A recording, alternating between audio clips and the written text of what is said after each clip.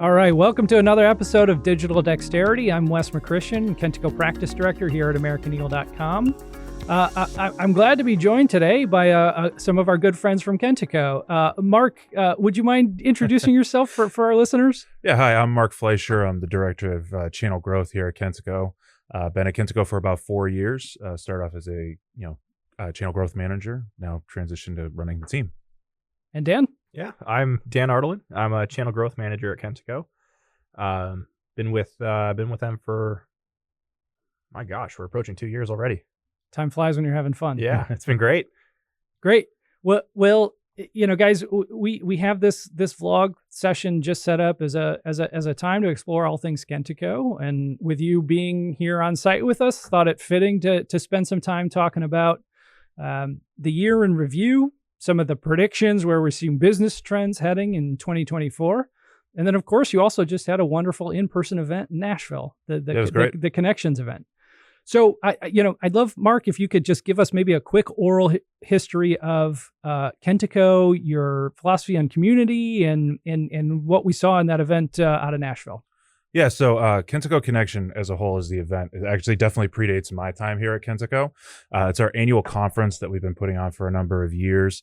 Really, the whole idea is to bring together all kind of facets of the Kentico community, partners, some customers, and obviously, Kentico folks as well.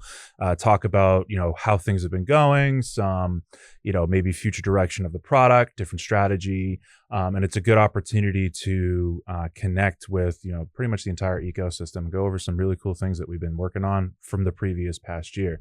The unique thing about this year, however, was the first time we had done it in person. The last one we had done was in 2019. It's actually where I met you. That's right. For the first time. Out in Denver. Yep. And it's been Bring it back. Yep. Maybe someday. My backyard, yeah. So you don't have to travel so far. And ever since then, it's been online. So really not a ton of engagement.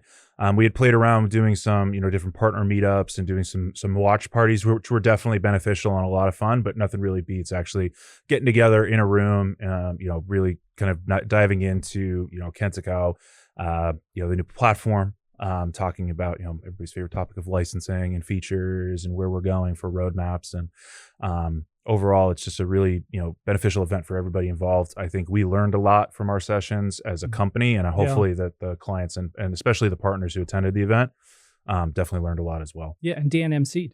Dan did MC, did a great job. I'm very happy that I didn't have to do that. I won't tell you a story about how I was told to do MCing back in 2019, but voluntold, right? I was voluntold the night before. Wasn't given a script, and it was the first time I had ever used a microphone in my life. So it was pretty interesting experience, but you definitely crushed it far better than I did back in 2019. So good job. Well, I appreciate it. It was a great event, and I think we were just so excited to be back in person again, because you're right. I think the last really true in-person event in the Connections sort of history was back in Denver in 2019, sort of pre-pandemic. Can I call it that? I believe you can. Do I call it that? You can call it whatever you want. Got it. Pre-COVID, the before times. And of course you guys, kept up to the tradition, like many other organizations, and you kind of, put on digital events, lots of digital events, lots of webinars, but it didn't have quite the impact as Nashville did here just a couple months ago. And it was, I think, really timely too, because you guys are making some really cool moves on the product side, where we're transitioning from Kentico Experience 13 into the Experience by Kentico kind of product lane, product strategy. Right? Yeah. So it was really neat to hear not just your perspective, but also all of your partners that are now in the room again since 2019. Because I think there was a lot of really cool awareness and learnings for the Experience by Kentico product that came out of Nashville. So Dan, I'll ask you, right? Because we're just picking on you for the emceeing. What was your favorite part of the event, though? Getting all of the partners in a room together was really special. My first Connections that I was a part of was one of those strange hybrid ones. We had some partners in a room. We viewed the sessions remotely, had some breakout sessions as a result, but there was a buzz around the whole event because I think everyone was just giddy to get back in person again. Yeah. It was a really good excuse for it.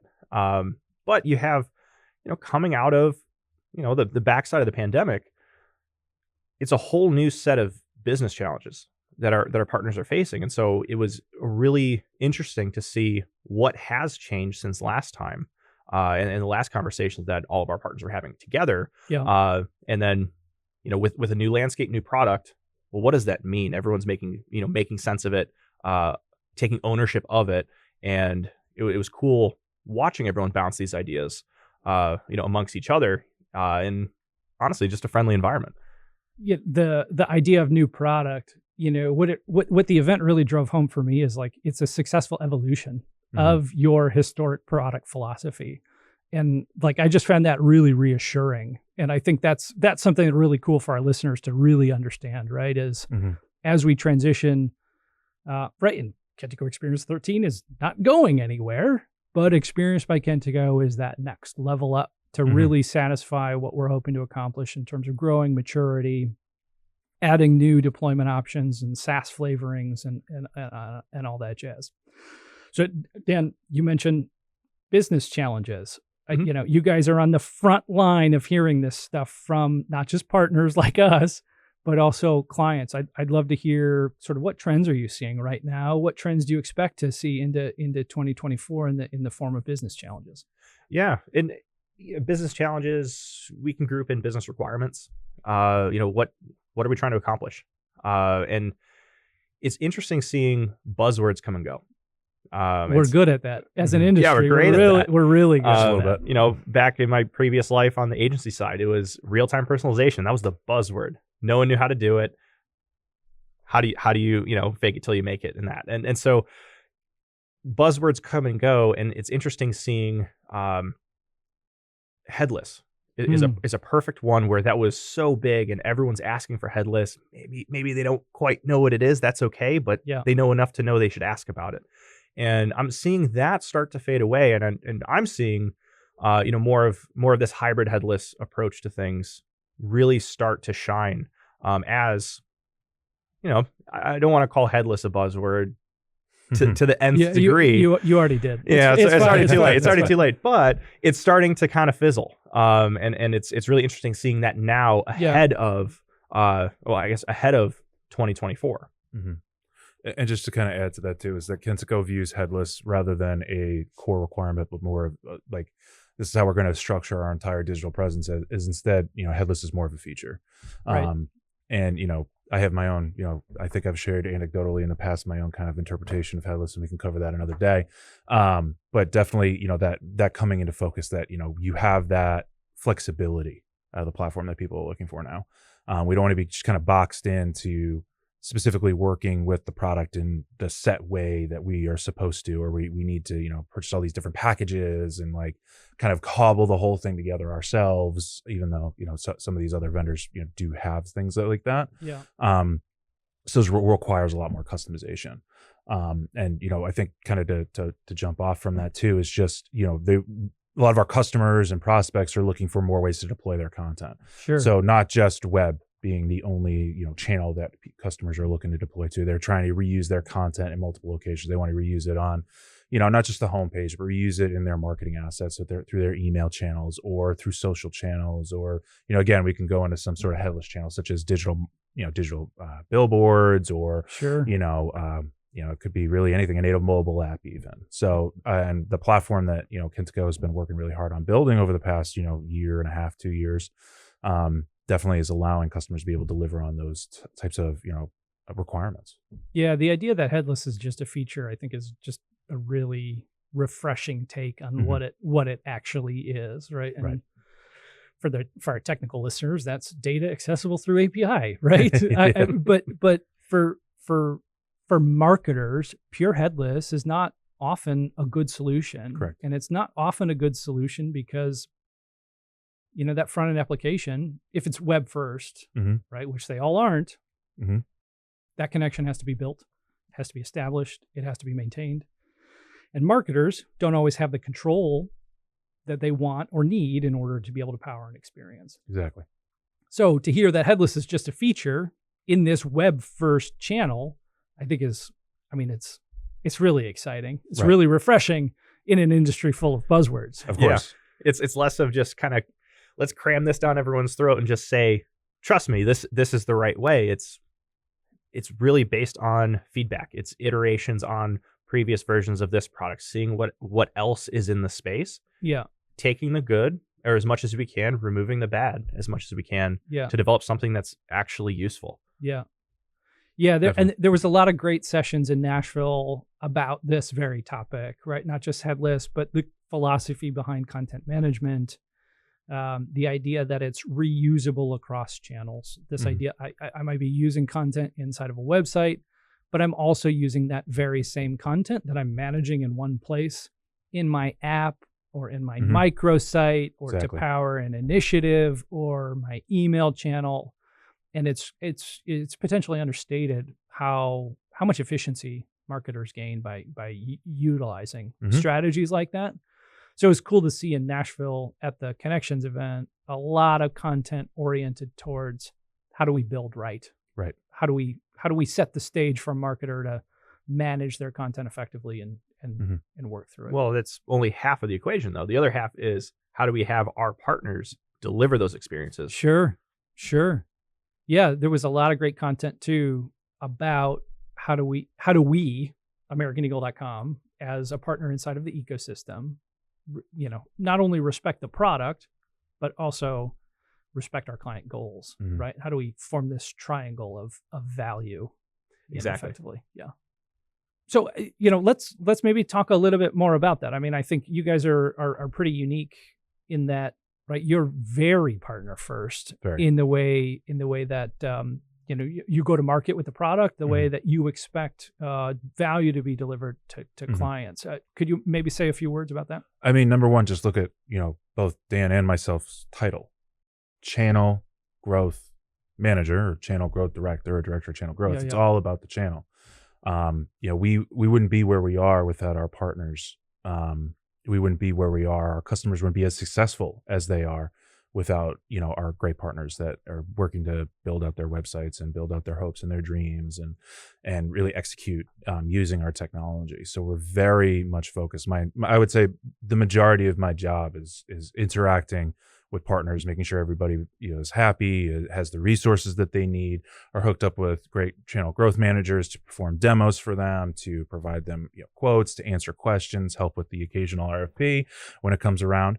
But our entire focus on my team is entirely around the channel, and we try to structure our partner program around that. Again, with that heavy emphasis on the channel, because we would not be successful if we didn't have great partners like Americaneagle.com. I've been working with you for 4 years. That was just like we practiced it, by the way, right? That was good. perfect. Yep, it's pretty good. No big deal. That's why they pay me the big bucks. I've been working with you for 4 years now. Yeah. I feel like we have a pretty good relationship. We message each other on Teams every once in a while. Yeah. And that's the type of relationship that I try to build with many of the partners, if not all the partners in our partner ecosystem, is be successful together. Because we're a piece of the implementation. We're not the entire implementation. We know that, and we want to make sure that we're all successful. When a client launches a site, we celebrate it on LinkedIn, or we collaborate on case studies or success stories. And I don't know how many reoccurring meetings I have with partners right now, or maybe that I have personally, but Dan and the other members of my team have. Most of their weeks are filled up with those regular reoccurring meetings to talk through site launches and implementations and opportunities, obviously. But we're very much focused on working with our partners to be successful together. Yeah, we've always valued your transparency, Definitely. right? Inside of the channel, as for us, when we're talking to clients about roadmap, it's so nice that I can just go click, hyperlink, send it off and say, guys, this is what we know they're going to, they've been delivering it for the last 20 years. Exactly. There's, they're going to deliver here. Same with your pricing. It makes it so easy as a partner inside the ecosystem to just say, send a link. This is the pricing. This is what we are going to deliver for you inside of the product. And that the theme of transparency that you're mentioning is just so powerful for us inside of the community of partners that deliver on the Kentico product. Absolutely. And I feel sometimes it might be oversharing, but there's merit to that. Yeah. Where it's very, oftentimes it's not open mouth, insert foot. It can happen, but it's all with transparency, integrity, the best intentions, but it's to try and make sure that our partners are enabled and they're empowered to do what they need to do. And we're not a roadblock for them. Yeah. Cool. Right. So, we've just got a few minutes left here. I'd love to hear from you guys. Like, what are you expecting from 2024? What predictions do you have for maybe new business challenges you're going to see in the coming year? Yeah. I mean, heading into the next year, we're going to, I hate to use the sales term, but we're going to crush it. We have a very large pipeline right now, mostly built with our partners like Americaneagle.com and obviously a few others, but we really are, poised to take a major chunk out of the I guess the opportunity on the market right now. Hybrid headless is, definitely something that's going to be a major focus of ours, but also again, delivering content across multiple different channels. Our marketing team is working on a ton of very, industry specific and industry focused content. But more importantly, the product is just maturing every single month. We have had monthly releases every month since July 2022 or something like that. Yeah.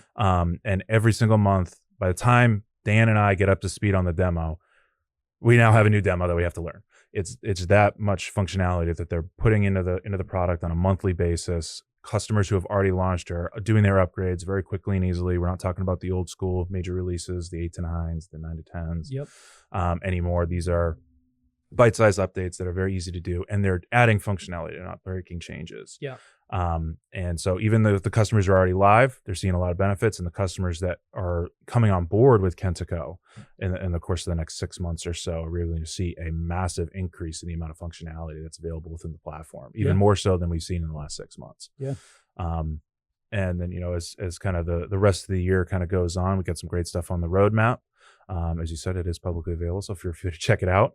And, we're, again, really looking to take a big chunk out of the market because there's a lot of opportunity out there. Yeah. And a lot of organizations are really finding that they can be successful with our tools. Really, again, our core pillars of ease of use, faster time to market, which means, greater return on investment, things of that nature. So simplicity beats complexity. Exactly. It's going to be a great year over the course of the next, 12 months or so. And even beyond that, I'm going to be honest, it's looking really, really nice over the next few months and years. Great.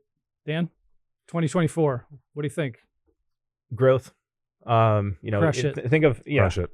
The whole Kentico pie as a whole is going to grow. Okay. And it's not in that selfish sense of, we're concerned about Kentico and that's all that matters. It's growth that's so intimately tied with our partners, to where partners of ours like Americaneagle.com will grow as a result of what we've introduced to the market and what we're able to support and continue to iterate on. And so, having just a damn good product that really helps. And so it's there, it's ready, it's being built on right now. Sites are being launched on it. And so it's, we've already tipped the first domino. So there's a lot more to come. That's great. Well, guys, I want to thank you for joining me here for this episode. Really appreciate you just taking the time out of a busy visit here to record here on Digital Dexterity. And to all our listeners, thanks so much, and we'll catch you on the next one. Thanks, everyone. Thanks, everybody.